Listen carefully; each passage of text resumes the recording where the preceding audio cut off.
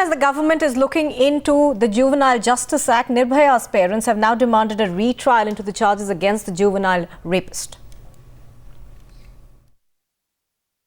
अगर अपने नजरिए से देखें तो हमें बहुत दुख है कि महज थोड़े दिन के लिए जो लड़का है वो सजा से बच गया, लेकिन जो कानून में संशोधन हुआ ये देखते हुए खुशी है कि चलो हमारे ना सही लेकिन आगे वाले समय में महिलाओं के लिए, बच्चियों के लिए ये बहुत अच्छा होगा और खासकर एक ये अच्छा संदेश जाएगा जुगनाइलों को, उनके मन में कानून का भय होगा तो अपराध करने से भी वो डरेंगे।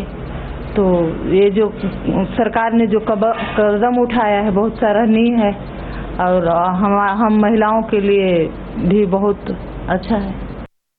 देखिए, अभी पहले मैं अपने वकील से मिलूंगा, उस वकील से मिलने के बाद वकील हमें क्या सलाह देते हैं उसके हिसाब से हम कार्रवाई करेंगे जरूर। लेकिन उसके खिलाफ कोई कार्रवाई करेंगे? बिल्कुल। हमारे जज्बात को उछाला, उसने हमारे दर्द को नहीं देखा कि हमारे पास कितना दर्द है। आज भी उसी केस में, उसी दुख में हम रोते गिलगिलाते रोज हैं और उसी को उसने उस पर जख्म पर नमक डाल दिया, पैर रख दिया।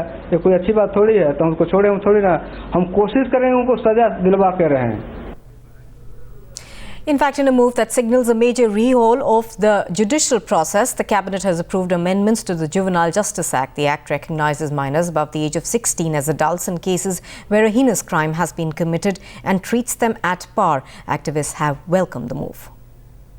As I was earlier pointing out that, these are niceties or these are nuances, which can be discussed and debated. But the larger issue is whether the juvenile justice age should be 18 or 16. What are the merits and demerits of that? That needs to be squarely debated.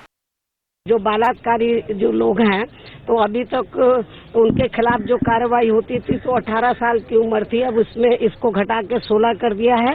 मैं समझती हूँ कि ये केंद्र की सरकार का अच्छा स्टेप है, हमारी पार्टी इसका वेलकम करती है। मेरा ख्याल है कि इस पर बहस होनी चाहिए और ये जब पार्लियामेंट में आएगा तो आई थिंक विस्तार से इस पर चर्चा होगी और इसमें न सिर्फ पार्लियामेंट के बाहर भी जो NGOs हैं और जो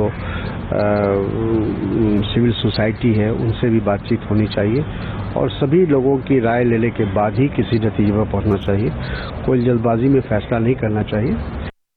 One point which this bill lacks is that it says that the juvenile cannot be given life imprisonment or death.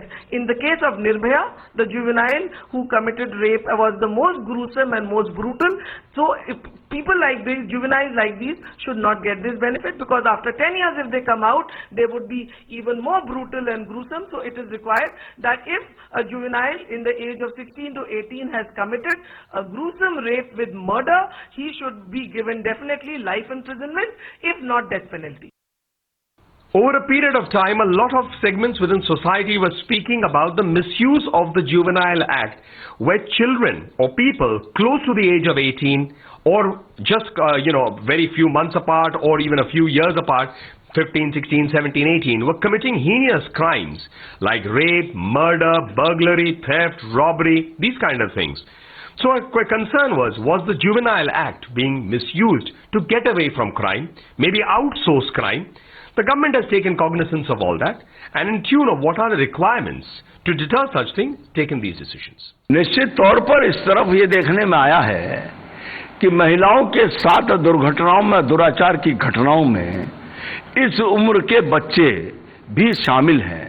आखिर वो जुवेनाइल एक्ट का लाभ लेकर इतना हीनियस क्राइम करने के बाद बच जाएं, सरकार ने इसकी सावधानी बरतने का यदि सरकार कोशिश कर रही है तो मैं समझता हूं कि इसमें कोई आपत्ति नहीं है।